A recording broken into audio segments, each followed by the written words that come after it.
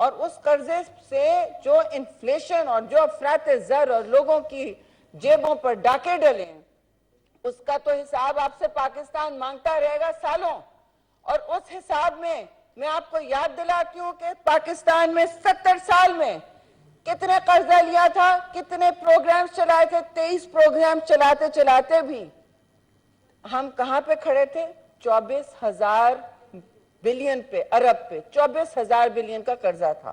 Manageable تھا، کوئی سرخ لکیر نہیں کراس ہوئی تھی. لیکن آپ کشکول توڑتے توڑتے آپ نے کیا کیا؟ آپ نے جب حکومت، آپ کہتے ہیں نا آپ کے ساتھ آپ کو نکالا گیا ریجیم چینج. جی ریجیم چینج ایسے ہی ہوتی ہے. آئین پڑھ کے دیکھ لیں، قانون پڑھ کے دیکھ لیں کہ آپ کو کسی بیک ڈور یا غیر قانونی طریقے سے نہیں نکالا گیا. اور آپ نے کیا چھوڑا اس ملک میں اس وقت؟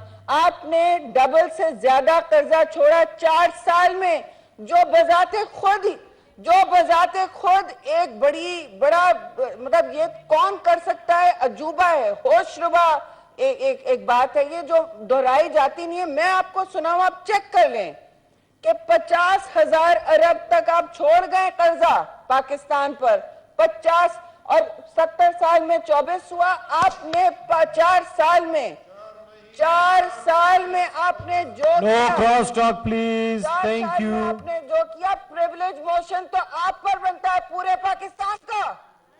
آپ نے گھٹنوں پہ لیا ہے پاکستان کو. No cross talk please. Order in the house. Please سنیں، اپنی باری پہ بولیں. صاحب ان میں سکت نہیں ہے سننے کی، سچ سکت نہیں ہے. یہ جھوٹ کے سوداگر ہیں، ان کے لیڈر جھوٹ کے سوداگر ہیں. جھوٹوں پر یہ کیمپین چلاتے ہیں اور عادل صاحب پلیز پلیز.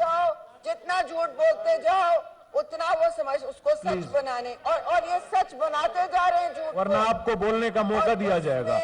میں بھی پھر ہم بھی یہی کریں گے نا، جب آپ بولیں گے ہم بھی یہی کریں گے.